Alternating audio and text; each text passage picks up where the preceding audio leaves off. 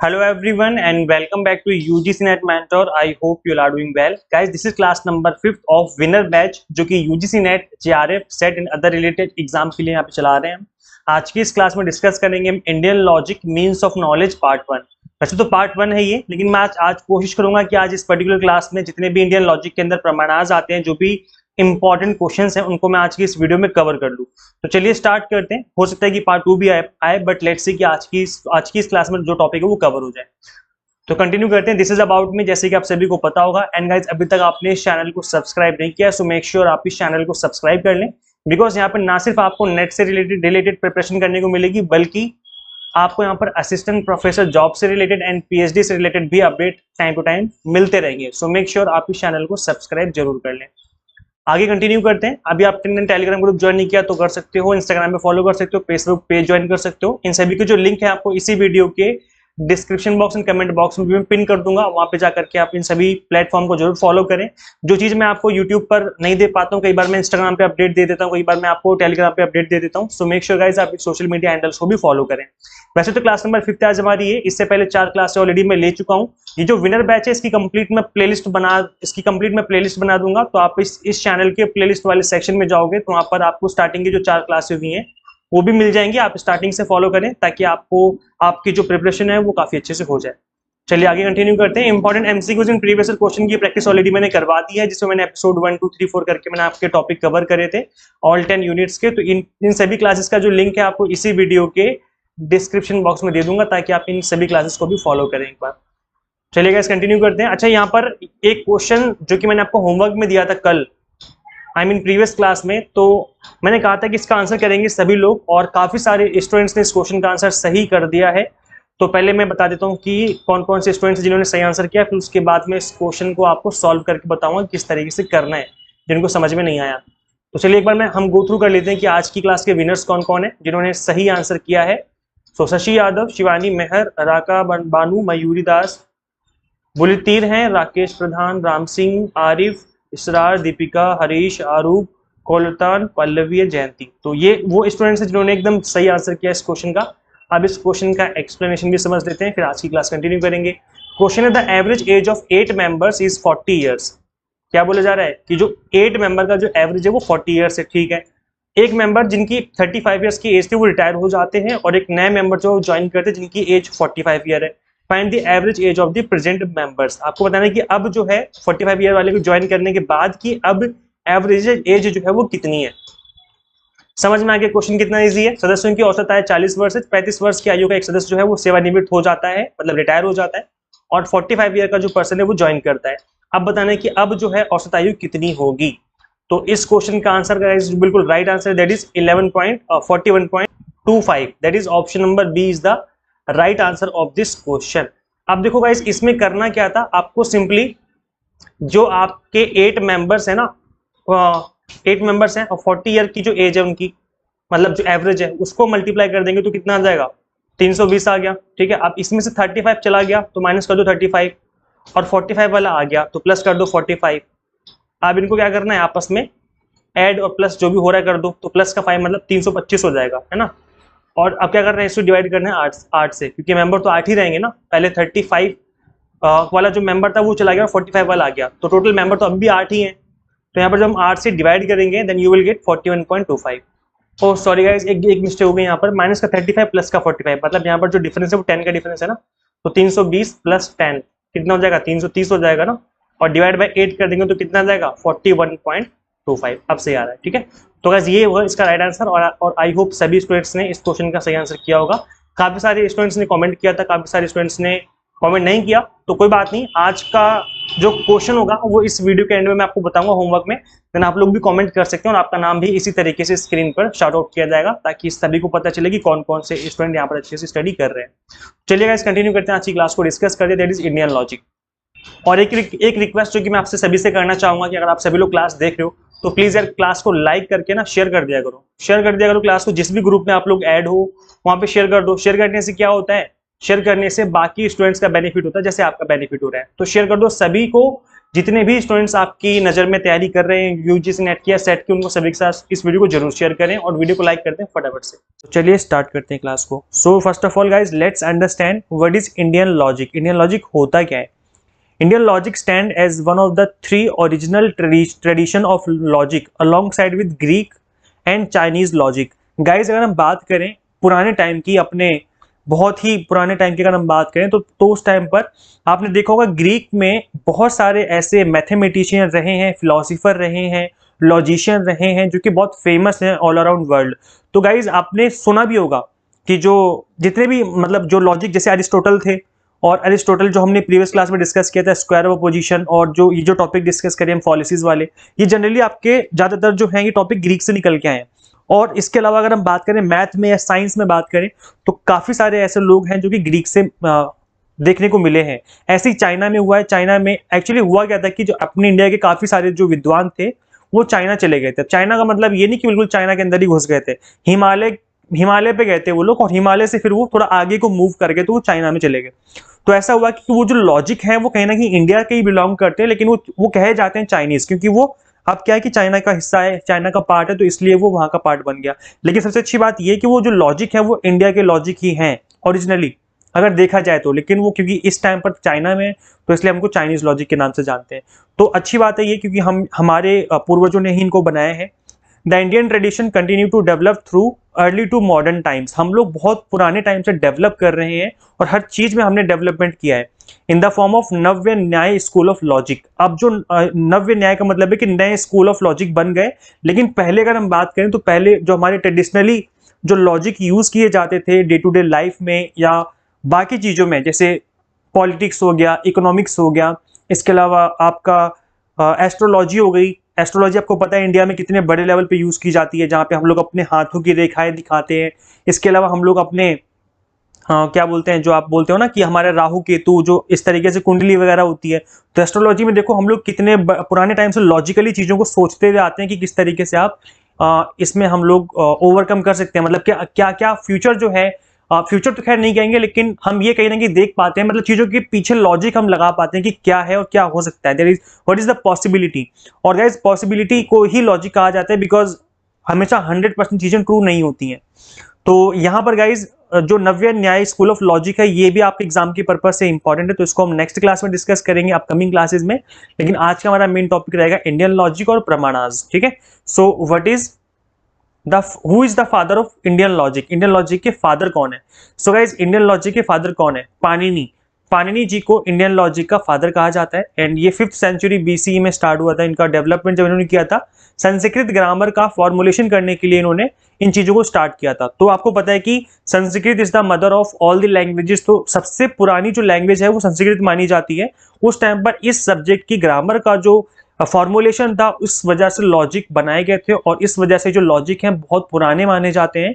और सबसे अच्छी बात ये, मुझे तो सबसे अच्छी बात ये लगती है कि जो रीजनिंग है, जो ओरिजिनल लॉजिक हैं जो कि सबसे पहले बनाए गए थे, वो हमारे इंडिया में बने थे, और जिनको हम ट्रेडिशनल लॉजिक के नाम से भी जानते हैं। सो इन्हीं को डिस्कस करना है। बहुत कई बच्चे ना अपने दिमाग में इस तरीके से बातों को बिठा लेते हैं कि बहुत टफ है, बहुत हार्ड है। यार कुछ भी नहीं है। अगर आप डेली लाइफ में देखो तो आप डेली लाइफ में बहुत सारे ऐसे लॉजिक हैं जो कि आप यूज करते हैं। यही लॉजिक प्रमाणास की बात कर रहा हूं मैं, जो मैं प्रमाणास आज डिस्कस करूंगा, जो इंडियन लॉजिक बहुत पहले बने थे हमारे इंडिया में, वही लॉजिक आप डेली लाइफ में यूज करते हैं, लेकिन आपको पता नहीं चलता है कि आप उनको यूज कर रहे हैं। जैसे एक एग्जांपल लेके मैं बताता हूं आपको। एग्जांपल लेता हूं, सपोज करो अगर आप सुबह सुबह सो के उठे, आप सुबह देर तक सो रहे थे, 10 बजे तक आप सो रहे थे। जब आप सुबह देर से सो के उठे 10 बजे, जब आप बाहर निकल के देखते हो तो सड़क गीली थी, पानी भरा हुआ था चारों तरफ। देखा पार्क में भी पानी भरा हुआ है, सड़क भी गीली पड़ी हुई है। देखा छत पे गया तो छत भी गीली पड़ी हुई है। तो इससे आप क्या अंदाजा लगाओगे? आपको ये लगेगा कि बारिश हुई है, यही सोचोगे ना। तो जो आपने लॉजिक लगाया कि हर जगह अगर गीलापन होगा, पानी भरा होगा, तो इसका मतलब क्या है कि बारिश हुई है। तो कहीं ना कहीं आप एक लॉजिक लगा रहे हो, और यही तो लॉजिक है। ये लॉजिक हमारे बहुत पुराने टाइम पे पूर्वजों ने बनाए थे, और ये आपके इंडियन लॉजिक के ही पार्ट है। मैं आपको डिस्कस करूंगा आज की क्लास में। तो ये डे टू डे लाइफ में आप लोग यूज करते हैं, बट आप लोग अवेयर नहीं उन चीजों से। आज मैं आपको आज की क्लास में इन चीजों से अवेयर कराऊंगा, फिर आप लोग बताना बाद में, मतलब अपने मन में सोच लेना कि आप इसमें से कितने ऐसे लॉजिक हैं जो कि आप डेली लाइफ में यूज करते हैं। ठीक है, तो गाइस चलिए स्टार्ट करते हैं प्रमाणाज। प्रमाणाज होते क्या है? व्हाट इज प्रमाण? मीनिंग इन संस्कृत अगर हम बात करें इसकी मीनिंग की, तो इसको हिंदी में कहते हैं मेजर, मतलब इंग्लिश में मेजर कहते हैं एज ए टर्म, और हिंदी में कहते हैं मापना, मतलब नापना, किसी चीज को मेजर करना। इन Indian logic the means by which one obtains accurate and valid knowledge about the world, दुनिया के बारे में सटीक और वैध ज्ञान प्राप्त करना, इसको कहा जाता है प्रमाणा। जैसे सपोज करो एक बच्चा दुनिया में पैदा हुआ है, आज ही पैदा हुआ है, उसे दुनिया के बारे में कुछ भी नहीं पता, तो क्या होगा, धीरे धीरे धीरे धीरे वो चीजें सीखता है कि भाई इस तरीके से बात की जाती है। अगर वो इंडिया में पैदा हुआ है तो उसे हिंदी बोलना आ जाता है ऑटोमेटिकली, आता ही नहीं आता। और अगर वो अंग्रेजों के देश में पैदा हुआ है, अमेरिका में पैदा हुआ है, तो उसे अंग्रेजी बोलना आ जाएगा। तो वो ऊपर से सीख के नहीं आया था, दुनिया में आके उसने सीखा है। तो कैसे सीखा, चीजों को ऑब्जर्व करके। उसने देखा कि मम्मी क्या बोल रही है, उसने देखा कि मेरे पापा क्या बोल रहे हैं। अगर इंडिया में है तो वो समझेगा कि सेब होता है खाने की चीज, अगर अमेरिका में तो वो सोचेगा कि एप्पल होता है, जिसको एक फ्रूट होता है जिसको खाते हैं हम लोग, है ना। तो ये एप्पल और सेब हमने सिखाया है उसे, उसने खुद ने चीजों को ऑब्जर्व किया है, वही चीजें उसने सीखी हैं। तो ऐसे ही हम लोग एज एन ह्यूमन बीइंग, जब हम दुनिया में पहली बार आए थे तो कोई लैंग्वेज ही नहीं थी, हमें नहीं पता था कि कौन सी लैंग्वेज हम बोले। समझ रहे हैं आप लोग, जो पहला इंसान था जो दुनिया में आया था, उसे नहीं पता कि कौन सी लैंग्वेज है, क्या बोला जाए। तो वहां पर उसने ऑब्जर्व किया, दुनिया के बारे में एक्यूरेट नॉलेज जमा करना स्टार्ट किया, कि वैलिड नॉलेज कैसे समझा उसने दुनिया को, किस तरह के लॉजिक उसने इस्तेमाल करे, वो सब आपके प्रमाणास के अंदर आते हैं। तो प्रमाणास का मतलब क्या होता है, obtain accurate and valid knowledge about the world, दुनिया के बारे में सटीक और वैध ज्ञान प्राप्त करना आपका प्रमाणा कहलाता है। ठीक है, तो गाइज अब हम समझेंगे कि प्रमाणा की कितनी टाइप्स होती हैं। So there are 6 types. प्रत्यक्ष, जिसको हम परसेप्शन कहते हैं, अनुमान, इन्फरेंस, उपमान, कंपैरिजन, अर्थपट्टी, इंप्लीकेशन, अनुपलब्धि, नॉन एप्रीहेंशन, शब्द, that is known as verbal testimony. अगर हम बात करें, प्रत्यक्ष हिंदी में कहते हैं अनुमान, देन उपमान, देन अर्थपट्टी, देन अनुपलब्धि, देन शब्द। तो टोटल 6 आपके प्रमाणाज होते हैं, जिनको कि आज की क्लास में हमें डिस्कस करना है। तो चलिए स्टार्ट करते हैं और समझते हैं एक एक करके। प्रत्यक्ष में होता है धारणा कहते हैं एग्जैक्ट हिंदी में, अनुमान का तो अनुमान ही होता है, उपमान में हम तुलना करते हैं चीजों की, उपमान में क्या होता है, चीजों का कंपैरिजन किया जाता है, तुलना की जाती है। अर्थपट्टी होती है निहितार्थ, अनुपलब्धि होती है गैर आशंका, और शब्द होता है मौखिक गवाही, मतलब जो आपके वर्ड्स होते हैं।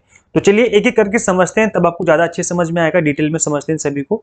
तो गाइस पहला क्या होता है, परसेप्शन, पहला होता है प्रत्यक्ष प्रमाण।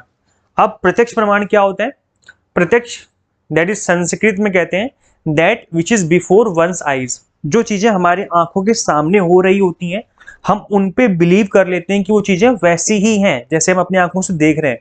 जैसे बारिश हो रही है, तो अगर हमने अपनी आंखों से देख लिया कि बारिश जो होती है वो आसमान से गिरती है, जमीन पर, धरती पे गिरती है, तो इसका मतलब आपने अपनी आंखों से उन चीजों को विटनेस कर लिया, अपने आंखों से उन चीजों को देख लिया प्रत्यक्ष होते हुए। तो आप अपने दिमाग में ये सोच लोगे कि जब भी बारिश होगी तो वो आसमान से पृथ्वी की तरफ ही होगी। ये सुनो, कभी ऐसा हुआ है कि पृथ्वी से बारिश हो रही हो आसमान की तरफ, कभी उल्टा पानी गया है? आज तक कभी ऐसा नहीं हुआ। तो इसका मतलब ये हो गया कि जो आप अपनी आंखों से देख लेते हो चीजों को होते हुए, आप उन पे बिलीव कर लेते हो कि हाँ ये चीजें ऐसे ही होती हैं, यस हाँ ये ऐसे ही होता है। ये सुनो, तो यहाँ पे क्या होता है, in Indian logic that enable person to have correct cognition of the world, और ये हमें दुनिया के बारे में सही अनुभूति करने में सक्षम बनाता है। सो यहाँ पे क्या होता है, भारतीय तर्क में जो प्रत्यक्ष है उसको कहते हैं, जो कि किसी आंखों के सामने हो रहा है उसको हम प्रत्यक्ष बोलते हैं, जो एक व्यक्ति को दुनिया की सही अनुभूति कराने में सक्षम बनाता है। आपने एक डायलॉग भी सुना होगा, आई थिंक मूवी में डायलॉग है ये, कि प्रत्यक्ष को प्रमाण की आवश्यकता नहीं होती। आई थिंक ये शायद ये बाजीराव में शायद है या किसी मूवी में है ये डायलॉग, जिसमें कहता है कि प्रत्यक्ष को दिस इज प्रत्यक्ष को प्रमाण की आवश्यकता नहीं होती। अब प्रमाण मतलब होता है आपका एविडेंस, मतलब कोई एविडेंस की जरूरत नहीं है, जो आपकी आंखों के सामने हो रहा है, जो प्रत्यक्ष आपकी आंखों के सामने हो रहा है उसके लिए कोई एविडेंस की जरूरत नहीं है। जैसे सपोज करो कोई मर्डर कर रहा है आपकी आंखों के सामने, तो आपको पता ना कौन मर्डरर है, किसने मर्डर किया है और किसकी डेथ हो गई है, तो ये आपकी आंखों के सामने हो रहा है, इसमें कोई एविडेंस की जरूरत नहीं है, क्योंकि आपने आंखों से होते हुए देख लिया उस चीज को, तो वही है। अब आप उस चीज पे बिलीव कर लेंगे कि हाँ यही मर्डर, इसने मर्डर किया और इसका मर्डर हुआ है। ये सुनो, तो ये जो चीजें हैं आपके प्रत्यक्ष कहलाती हैं, जो कि डायरेक्ट आपकी आंखों के सामने होती है, जिसको आप अपनी आंखों से होते हुए देख लेते हो। अब ये प्रत्यक्ष दो तरह का होता है, एक होता है डायरेक्ट परसेप्शन, अनुभव, जिसको आप खुद अनुभव करते हो, खुद एक्सपीरियंस करते हो, होते हुए देख रहे हो पहली बार, दैट इज अनुभव। और नेक्स्ट होता है आपका इनडायरेक्ट परसेप्शन, जिसको हिंदी में कहते हैं रिमेंबर्ड स्मृति, मतलब इंग्लिश में, हिंदी में कहते हैं इसको हम याद किया गया। फिर स्मृति मतलब होता है रिमेंबर्ड, रिमेंबर्ड मतलब पुराने टाइम पहले कुछ हुआ था और अभी आपने उन चीजों को दोबारा से होते हुए देखा है, तो ये पास्ट एक्सपीरियंस है आपका, जो कि आपने पहले होते हुए देखा था और अभी वो दोबारा से हो रहा है।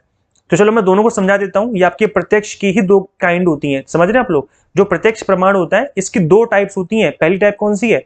Direct perception. और दूसरी टाइप कौन सी है? Indirect perception. ठीक है, प्रत्यक्ष धारणा और अप्रत्यक्ष धारणा। तो चलिए इन दोनों को समझ लेते हैं फटाफट से एक एक करके। सो गाइस, पहली क्या होती है? डायरेक्ट परसेप्शन, जिसको हम कहते हैं अनुभव। ठीक है, आपने खुद एक्सपीरियंस किया है, खुद अनुभव किया है। तो इसको मैं समझाने से पहले मैं आपको बता दूं, जैसे सपोज करो एक एग्जांपल के तौर पे आप जंगल जाते हो और जंगल में आपने देखा कि जो एक शेर है, जो एक लॉयन है, वो पानी पी रहा है अपनी टंग से, जीभ से चाट चाट के पानी पी रहा है। ठीक है, तो जब वो पानी पी रहा है वहां पर, तो आपने अपनी आंखों से देखा उसको पानी पीते हुए। तो मुझे ये बताइए आप लोग, आप अपने दिमाग में क्या सोचेंगे? आप अपने दिमाग में यही सोच लेंगे कि जो लॉयन है वो इस तरीके से पानी पीता है कि भाई अपनी टंग निकालता है, मुंह लगाता है पानी में और पीना स्टार्ट कर देता है। हम लोगों की जैसे नहीं पीता कि ग्लास में पानी ले लिया या बोतल में पानी ले लिया, इस तरीके से नहीं पीता। वो कैसे पीता है? जैसे यहाँ पे आपको पिक्चर में दिख रहा होगा। तो ये आपके, क्योंकि आपकी आंखों के सामने हुआ था, आपने अपनी आंखों से होते हुए देखा था, तो आपने इस बात पे बिलीव कर लिया कि दुनिया में जितने भी लॉयन है वो सारे के सारे अपने टंग से पानी पीते हैं, अपनी जीभ निकाल करके पानी पीना स्टार्ट कर देते हैं, चाट चाट के पानी पीते हैं। ठीक है, तो ये था आपका डायरेक्ट परसेप्शन। सो ये कैसे हम लोग गेन करते हैं? Gaining knowledge from the sense object by our 5 sense organs. अब ये आपके जो 5 सेंस ऑर्गन्स हैं, इनका यूज करके ही आप इस चीज को समझते हो।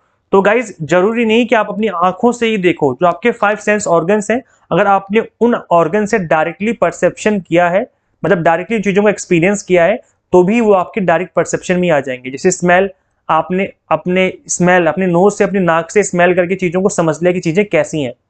टच कर लिया आपने स्किन से। ठीक है, जैसे सपोज करो एक सांप है, एक स्नेक है, जो स्नेक जा रहा है, उसको आपने टच कर लिया, तो आपको पता चल गया कि उसकी स्किन कैसी होती है। उसकी स्किन बहुत चिकनी होती है, बहुत फिसलनदार होती है। तो ये क्या है? आपने उसको टच करके उस चीज को फील किया है, तो इस वजह से उसको डायरेक्ट परसेप्शन कहा जाएगा। फ्रॉम आईज, आपने फ्रॉम आईज का मतलब अपनी आंखों से होते हुए देख लिया। साउंड, अपने कानों से सुन लिया किसी चीज को होते हुए। जैसे सपोज करो कोई मिस्टर ए है, मिस्टर बी के साथ आपकी बुराई कर रहा है, और वो ना दीवार के पीछे है, यहाँ पे दीवार है और आप यहाँ पे खड़े हो। आप सपोज करो आप मिस्टर डी हो और मिस्टर ए कुछ बोल रहा है मिस्टर बी से, आपकी बुराई कर रहा है भर भर के। आप दीवार के पीछे खड़े हो, यहाँ पे खड़े हो, आपने सुन लिया कि अच्छा मेरी बुराई चल रही है दबा के। तो ये क्या है? दिस इज डायरेक्ट परसेप्शन, क्योंकि आपने अपने कानों से सुना है। क्योंकि यहाँ पे दीवार थी, आपने देखा तो नहीं कि कौन था, लेकिन आपने कानों से सुन लिया, और कानों से सुनने के बाद आपने इस चीज पे बिलीव कर लिया, क्योंकि आप जानते हो कि मिस्टर बी की आवाज कैसी है और आपको पता है कि ए बी पीछे खड़े और कोई नहीं है। तो आपको पता चल गया कि भाई जो ए और बी हैं वो क्या बोल रहे हैं। तो ये भी डायरेक्ट परसेप्शन है। टेस्ट कर लिया आपने अपने टंग से, तो ये भी आपका डायरेक्ट परसेप्शन ही कहलाएगा। जैसे नमक है, नमक को सपोज करो आपने टेस्ट कर लिया, काफी नमकीन लगा आपको, तो आपने ये रिजल्ट निकाल लिया, ये लॉजिक लगा लिया कि भाई दुनिया में जितना भी नमक है जो व्हाइट कलर का होता है वो आपका नमकीन होता है। ठीक है, तो दिस इज डायरेक्ट परसेप्शन। तो ये आपके 5 जो ज्ञानेंद्रियां होती हैं, इनका यूज करते हुए जब आप चीजों को समझते हो और चीजों को डायरेक्ट एक्सपीरियंस करते हो, इसको हम डायरेक्ट परसेप्शन के नाम से जानते हैं। क्लियर हो गया? आई होप मैंने आपको अच्छे से समझा दिया है। याद रखना, परसेप्शन की 2 टाइप होती हैं, सॉरी, प्रत्यक्ष प्रमाण की 2 टाइप होती हैं, डायरेक्ट परसेप्शन और इनडायरेक्ट परसेप्शन। डायरेक्ट मैंने आपको बता दिया, अब हम समझेंगे इनडायरेक्ट परसेप्शन क्या होता है। ठीक है, तो चलिए हम लोग इनडायरेक्ट परसेप्शन समझ लेते हैं जल्दी से फटाफट से। सो this is indirect perception. Indirect perception creates knowledge based on memory. आपकी याददाश्त, जो आपकी स्मृति है, जो आपकी याददाश्त है, उसके बेस पे ये जो है आपको एक्सपीरियंस देता है, मतलब आपकी नॉलेज जो है बढ़ाता है। अप्रत्यक्ष धारणा स्मृति के आधार पर ज्ञान का निर्माण करती है। स्मृति मतलब पुरानी याददाश्त। जैसे आप जब पहली बार जंगल गए थे तो आपने देखा था कि जो शेर है वो अपनी जीभ से पानी पीता है, अपनी टंग से पानी पीता है।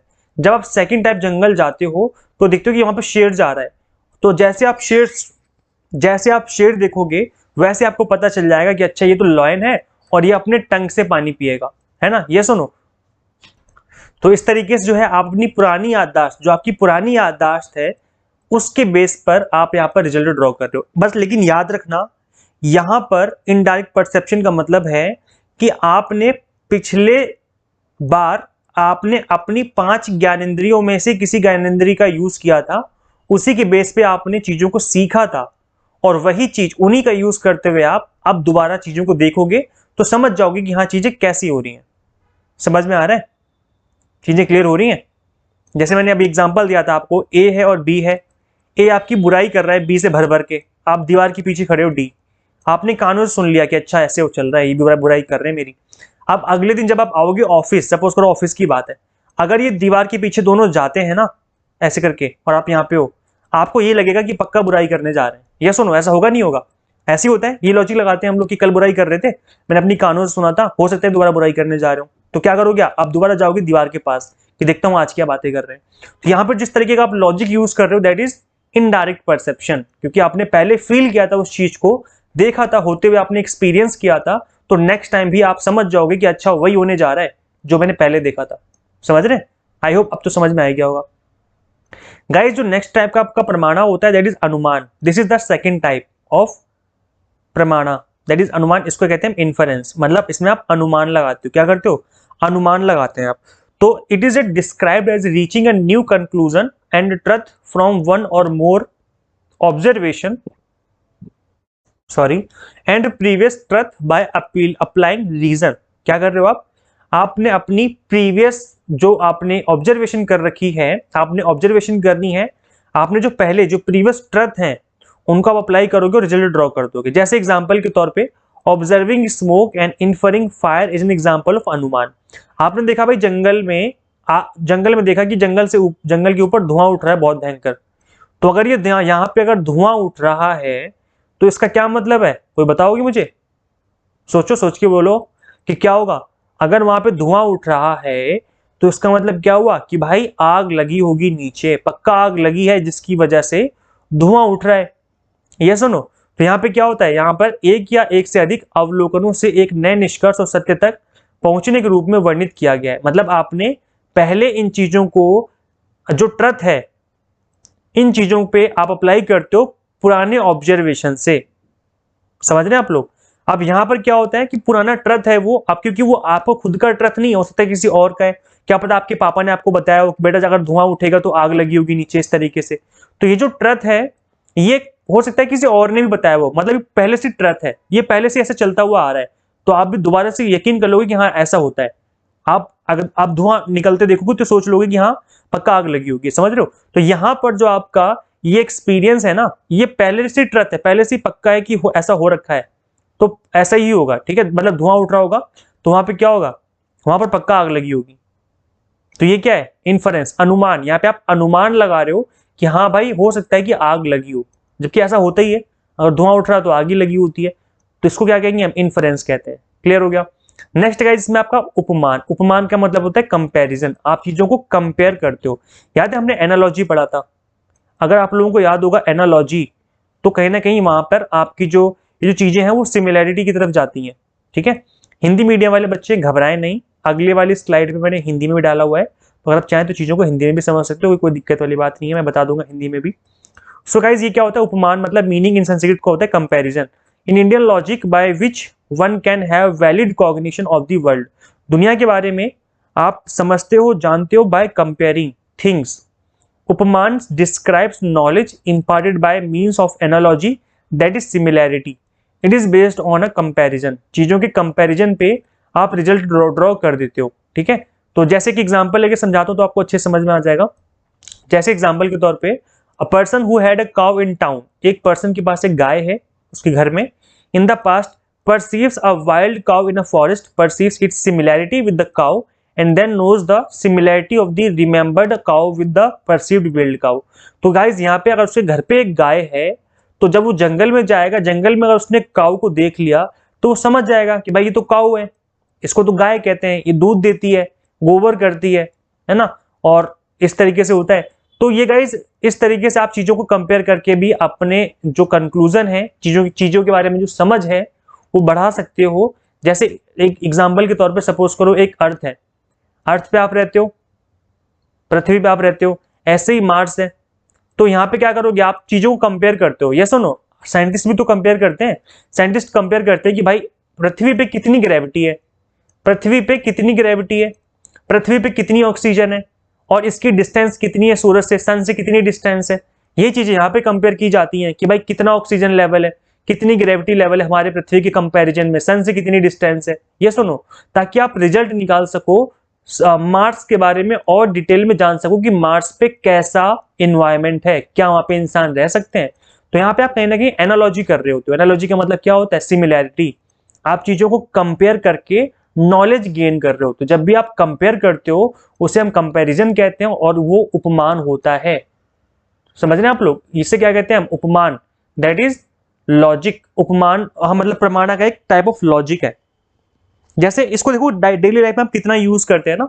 सपोज करो अगर आप मार्केट में सामान लेने जाते हो, सपोज करो आपका अगर आपको मोबाइल लेना है, तो आप कंपेयर करते नहीं करते? बताओ, आप लोग कंपेयर करते हो नहीं करते?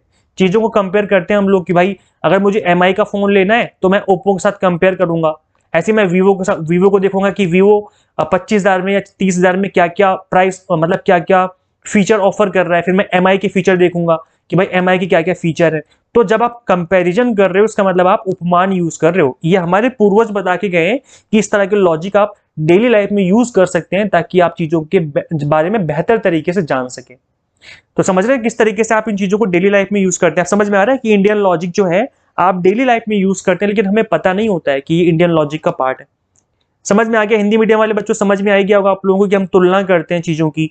हम तुलना करके देख रहे हैं दुनिया की वैध नॉलेज, मतलब दुनिया के बारे में, और हम डिटेल में जान सकते हैं। अगर हम चीजों में समानता ढूंढें, दो चीजों के बारे में कंपेयर करना स्टार्ट कर दें, तो हम उनके बारे में और डिटेल में जान सकते हैं। क्लियर हो गया? चलिए आगे बढ़ते हैं। नेक्स्ट है आपका अर्थ पट्टी, जिसको हम हिंदी मतलब इसका जो मीनिंग है उसको कहते हैं इम्प्लीकेशन। अभी काफी इंपॉर्टेंट है अर्थ पट्टी, और काफी इंटरेस्टिंग भी है। इसमें क्या होता है गाइज? अर्थ पट्टी के अंदर गाइज क्या होता है कि knowledge gain through seeing the relation between cause and effect. इसमें क्या होता है? कॉज एंड इफेक्ट के बीच में आप रिलेशनशिप बनाते हो, कारण और प्रभाव के बीच में संबंध को देखकर ज्ञान प्राप्त किया जाता है, जिसे क्या कहा जाता है? जिसे इम्प्लीकेशन कहा जाता है। सो यहाँ पर एक एग्जांपल देखते हैं। मतलब यहाँ पे आप देख रहे हो ना कॉज एंड इफेक्ट। गाइस इस वर्ड को याद कर लो कि कई बार एग्जाम में डायरेक्ट क्वेश्चन पूछा जाता है कि इंडियन लॉजिक में कॉज एंड इफेक्ट किस प्रमाण में देखा जाता है। तो कॉज एंड इफेक्ट किस में देखा जाता है? अर्थ पट्टी में देखा जाता है। किसमें? अर्थ पट्टी, मतलब इंप्लीकेशन में देखा जाता है। ठीक है, तो इस चीज को याद कर लो, रट लो, कुछ भी कर लो, मुझे नहीं पता, बस आपको याद हो जाना चाहिए कि कॉज एंड इफेक्ट जो है वो अर्थ पट्टी के अंदर किया जाता है, जिसको हिंदी में कहते हैं कारण और प्रभाव। ठीक है, सो गाइस एक एग्जांपल लेके समझते हैं। If Devadatta is fat, Devadatta मोटा है, Devadatta does not eat in a day, Devadatta दिन में खाना नहीं खाता, then the following must be true, Devadatta जो है वो रात में खाना खाता होगा, तभी देवदत्त फैट है। क्योंकि हमें पता है कि जो ज्यादा खाना खाएगा, भर भर के ठूठूस के खाना खाएगा, वो क्या होगा? वो मोटा होगा। तो अगर देवदत्त दिन में खाना नहीं खाता, इसका मतलब वो खाना कब खाता होगा? रात में खाता होगा। समझ रहे हैं आप लोग? तो गाइज ये एक बहुत अच्छा एग्जांपल है। एक एग्जांपल और ले लेते हैं। If a person is healthy, एक पर्सन जो है वो काफी स्वस्थ दिख रहा है, and he did not sleep in night, और वो रात में सोता नहीं है, इसका मतलब क्या है? He must be sleeping in a day time, इसका मतलब वो दिन में सोता होगा। ऐसे कई लोग होंगे जो यहाँ मतलब एज ए आप देखा होगा कि नाइट ड्यूटी करते हैं लोग, है ना, नाइट में काम करते हैं, जैसे नाइट में वॉचमैन काम करते हैं, बेचारे जगते हैं रात में। इसके अलावा जो अमेरिकन कंपनी, अमेरिका की किसी कंपनी में काम करते हैं, मतलब जो इंडिया में खुली हुई ब्रांच है, तो वो अमेरिका वाली शिफ्ट में काम करते हैं, अमेरिकन डे टाइम में। तो इसका मतलब उनको नाइट में काम करना होता है, फिर वो दिन में सोते हैं, तभी तो वो हेल्दी रहेंगे। तो अगर इस तरीके का अगर आप कॉज एंड इफेक्ट निकालोगे तो उसको क्या कहा जाएगा? उसको अर्थ पट्टी कहा जाएगा। कि भाई अगर पर्सन हेल्दी है और वो रात में नहीं सोता, इसका मतलब पक्का वो दिन में सो रहा है। अगर दिन में भी नहीं सोएगा तो क्या हो जाएगा? वो पागल हो जाएगा, उसकी आंखें खराब हो जाएंगी, दिमाग काम करना बंद कर देगा। क्योंकि इंसान बिना खाए रह सकता है, अगर आप खाना नहीं खाओगे ना 2-3 दिन तो भी चलेगा, आप जिंदा रहोगे। लेकिन अगर आप सोओगे नहीं ना तो आप जिंदा नहीं रह सकते। आपके ऑर्गन्स काम करना बंद कर देंगे, आपके दिमाग काम करना बंद कर देगा, आपकी आंखें काम करना बंद कर देंगी। ठीक है, तो इसलिए कॉज एंड इफेक्ट जो होता है ये किसमें निकालते हैं हम? ये हम निकालते हैं अर्थ पट्टी में। एक कॉज था कि वो रात में नहीं सोता है, हेल्दी भी है, इसका मतलब वो दिन में सो रहा होगा। तो ये कॉज था, उसका हमने इफेक्ट देखा, और जो आपस में रीजन बनाते हैं इस तरीके से वो अर्थ पट्टी में होता है। क्लियर हो गया? नेक्स्ट समझते हैं। नेक्स्ट आपका अनुपलब्धि। अब अनुपलब्धि क्या है guys? That is known as non apprehension. क्या बोलते हैं इसको हम? नॉन एप्रीहेंशन के नाम से जानते हैं। सो अनुपलब्धि क्या होता है? Means that is non recognition, non perception, this word refers to the pramana of non perception which consist in the presentive knowledge of negative fact. मतलब ये होता है कि भाई नाम से पता चल रहा है, अनुपलब्धि का मतलब है किसी चीज का अनुपलब्ध होना, किसी चीज का एब्सेंट होना। क्या बोला जा रहा है? किसी चीज का एब्सेंट होना। किसी चीज के एब्सेंट होने से भी हम नॉलेज ड्रॉ कर सकते हैं, मतलब कुछ चीजें सीखी जा सकती हैं, नॉलेज गेन की जा सकती है। अगर कोई चीज नहीं हो तब भी चीजें सीखी जा सकती है, ठीक है। किसी चीज के एब्सेंट होने से भी नॉलेज गेन की जा सकती है। तो यहाँ पे वर्ड्स का यूज किया जा रहा है, देखिए आप देख सकते हैं, दैट इज नॉन रिकॉग्निशन, कोई वहां पे नहीं है, नॉन परसेप्शन, और जिसको हिंदी में कहते हैं हम लोग अनुपलब्धि, नॉन एप्रीहेंशन, ठीक है। एक एग्जांपल ले लेते हैं, anupalabdhi for the perception of the non existence of a thing, मतलब एक चीज का ना होना। नॉन एग्जिस्टेंस का मतलब क्या होता है? एब्सेंट होना, कोई चीज एब्सेंट है। सो एग्जांपल लेके बताता हूं मैं, अच्छे समझ में आएगा। Non existence of oxygen on planet means no life for human. अगर हमें एक प्लैनेट मिला और उस पर हमने देखा कि भाई वहां तो ऑक्सीजन है ही नहीं, नॉन एग्जिस्टेंस है, मतलब ऑक्सीजन क्या है वहां पर? ऑक्सीजन वहां पे एब्सेंट है। उस मार्स, मतलब मार्स बोल रहा हूं, उस प्लेनेट पे ऑक्सीजन है ही नहीं। तो इसका मतलब क्या हुआ? इसका मतलब ये हुआ कि वहां पर ह्यूमन के लिए कोई लाइफ नहीं है, ह्यूमन वहां जिंदा नहीं रह सकते। तो यहां से भी आप नॉलेज गेन कर रहे हो, समझ रहे हैं आप लोग, कि मतलब किसी चीज के ना होने से, किसी चीज के एब्सेंट होने से भी नॉलेज गेन की जा सकती है। एक एग्जाम्पल और है, if there are lot of rats in house, एक घर में बहुत सारे चूहे हैं, घर में बहुत सारे चूहे हैं, so there is no cat in the house. इसका मतलब ये हो गया कि उस घर में बिल्ली नहीं है, उस घर में कैट नहीं होगी, इसलिए उस घर में बहुत सारे चूहे हो गए हैं। आपने किसी घर में बहुत सारे अगर चूहे देखे हैं तो इसका मतलब क्या होगा? इसका मतलब है भाई उस घर में बिल्ली नहीं है, और अगर बिल्ली है तो फिर चूहे नहीं हो सकते। समझ रहे हैं आप लोग? तो बिल्ली के ना होने से, एब्सेंट होने से भी आपने काफी सारी जो चीजें वो सीख ली, ठीक है। सीखा जा सकता है, नहीं सीखा जा सकता? तो बस यही है। तो ये था आपका अनुपलब्धि। अच्छा यार, इसमें एक चीज तो रहेगी आपकी, अनुपलब्धि 5th नंबर पे आता है, 6th नंबर वाला जो है वो रह गया आपका। तो मैं आपको 6th नंबर वाला बता देता हूँ होता क्या है ये। दैट इज शब्द। इसको क्या कहते हैं? इसको okay, so guys this is the next प्रमाणा, दैट इज नॉन एज शब्द। इसको कहते हैं वर्बल टेस्टिमोनी, मतलब जो आपके शब्द होते हैं उनका यूज करके भी उन, मतलब जैसे सपोज करो अगर आपको नॉलेज नहीं है तो आप पढ़ सकते हो चीजों को, आपने बुक्स पढ़ ली, इसका मतलब आपने वर्ड्स का यूज किया, जो पहले से लिखे हुए वर्ड्स हैं उनका आपने यूज किया नॉलेज गेन करने में। So this is gain through verbal testimony, a lot of knowledge that we gain about the world is through verbal testimony. Text हो गए, सिंबल हो गए एंड वर्ड्स हो गए। तो इस तरीके से भी चीजों को समझा जा सकता है। जैसे सपोज करो आपको जुपिटर नहीं पता, कि जुपिटर के बारे में, यूरेनस के बारे में नहीं पता, आपको मार्स के या वीनस के बारे में नहीं पता, तो आप क्या करते हैं? आप बुक्स पढ़ते हैं, आप वीडियोस देखते हैं, है ना, ये सुनो। तो कहीं ना कहीं ये मतलब कहा जा रहा है कि भाई जो आपका नॉलेज, जो आपके ज्ञान है, वो बुक पढ़ के, टेक्स्ट के थ्रू, शब्द के थ्रू भी ज्ञान प्राप्त किया जा सकता है। आप लाइब्रेरी में जाइए, देखिए 10 तरह का ज्ञान प्राप्त होगा आपको। तो ये क्या है? ये इस तरह का जो ज्ञान होगा उसे शब्द के नाम से जाना जाता है। इस तरीके से फिर आप चीजों के बारे में लॉजिक निकालना स्टार्ट कर देते हो। क्लियर हो गया? समझ में आएगा शब्द क्या होता है। अब यहाँ पर जो शब्द है इसको मैं आपकी पीडीएफ में डाल करके, मैं जब पीडीएफ अपलोड करूंगा तो वहां पे आपको ये मिल जाएगा। So guys don't worry. So अभी गाइस हमने क्या किया, हमने 6 के 6 जो आपके प्रमाणाज हैं उनको समझ लिया है। अभी आपको दिख रहा होगा प्रत्यक्ष, that is known as perception, 2 तरह का होता है, डायरेक्ट इनडायरेक्ट। अनुमान, दैट इज इन्फरेंस, आप जहां पे अनुमान लगाते हो कि अच्छा धुआं निकल रहा है तो वहां पे आग लगी होगी, इस तरीके का जो आप अनुमान लगाते हो। उपमान मतलब कंपैरिजन, आप चीजों को कंपेयर करते हो और तुलना करके आप चीजों के बारे में ज्ञान प्राप्त करते हो। अर्थपट्टी, दैट इज इम्प्लीकेशन, अर्थपट्टी में क्या होता है? कॉज एंड इफेक्ट देखते हैं कि भाई ये बंदा मोटा है, दिन में नहीं खाता, इसका मतलब पक्का रात में खा रहा होगा, इस तरीके से। अनुपलब्धि क्या होता है? अनुपलब्धि में क्या होता है? नॉन एप्रीहेंशन, जैसे जिसको क्या कहते हैं हम, किसी चीज का एब्सेंट होना। अनुपलब्धि का मतलब एब्सेंट होना, कोई बंदा एब्सेंट है तो भी हम नॉलेज गेन कर सकते हैं। नेक्स्ट है शब्द, मतलब आप पढ़ करके, शब्द का यूज करके भी काफी नॉलेज जो है वो गेन कर सकते हैं। तो जो 6 के 6 प्रमाणाज हैं, मैंने सभी को अच्छे से एक्सप्लेन कर दिया है विद एग्जाम्पल। आई होप जो आपको चीजें वो समझ में आ गई होंगी अच्छे से। सो गाइज आज की इस क्लास का जो होमवर्क वाला क्वेश्चन है, that is according to classical Indian school of logic, knowledge derived from comparison and which रफली कॉरेस्पॉन्ड्स टू एनालॉजी। तो उसको क्या कहते हैं? भारतीय शास्त्रीय भारतीय तर्क विद्यालय के अनुसार तुलना से प्राप्त ज्ञान और जो मोटे तौर पर सादृश्य से मेल खाता है उसे क्या कहते हैं? अर्थपट्टी, अनुमान, उपमान या फिर अनुपलब्धि। चारों ऑप्शन गिवन है, आप लोग कमेंट करके जरूर बताएं कि राइट आंसर क्या होगा। अगर आपका आंसर सही है तो मैं आपका नाम अगली क्लास में लेकर के अप्रिशिएट करूंगा कि आपका राइट आंसर क्या है। देन उसके बाद हम एक्सप्लेन करेंगे इस क्वेश्चन को नेक्स्ट क्लास में। अगर आप नेक्स्ट क्लास में आओगे तो आपको आपका नाम यहाँ पर दिख जाएगा। सो आई होप आप सभी लोग कमेंट करके बताएंगे कि राइट आंसर क्या होगा। So guys, how to qualify UGC NET in first attempt. अगर आप एग्जाम को फर्स्ट अटेम्प्ट में क्रैक करना चाहते हो, नेट या सेट एग्जाम को, तो इसके लिए आपको एग्जाम टारगेट बेस्ड स्टडी करनी चाहिए। एग्जाम टारगेट बेस्ड स्टडी का मतलब होता है कि जिस तरीके से क्वेश्चन पूछे जाते हैं उस तरीके से चीजों को कवर करना, जैसे कि आज की हमने इस क्लास में कवर किया है। तो paper 1 commerce management and pol science की तैयारी गाइस हम आपको करवा रहे हैं। जैसे आज की क्लास में कंप्लीट कंटेंट बायलिंगुअल था, इंग्लिश मीडियम हिंदी मीडियम में। इस तरीके से हमने कंप्लीट कोर्स को डिजाइन किया हुआ है जिसमें आपके सिलेबस का एक एक टॉपिक को हमने कवर किया हुआ है। इनफैक्ट एनटीए जो भी नए नए टॉपिक डालता रहता है उन टॉपिक को भी हमने यहाँ पर कवर करने की कोशिश करी है। इसके अलावा आपको 100 मॉक टेस्ट मिलेंगे प्रैक्टिस करने के लिए कोर्स में, एंड पीडीएफ नोट्स होंगे जिनको डाउनलोड भी कर सकते हो और मल्टीपल टाइम आप रिवीजन भी कर सकते हो। इस कोर्स को ज्वाइन करने के लिए सिंपली गूगल प्ले स्टोर से आप UGC net mentor app install कर सकते हैं। अगर आप iOS यूजर हैं तो उसका लिंक भी आपको इसी वीडियो के description box and comment box में देखने को मिल जाएगा। So thank you so much for watching this video. Share this video with all net aspirants, subscribe for UGC update and assistant professor job updates. Guys मिलते हैं फिर next video में। Thank you so much.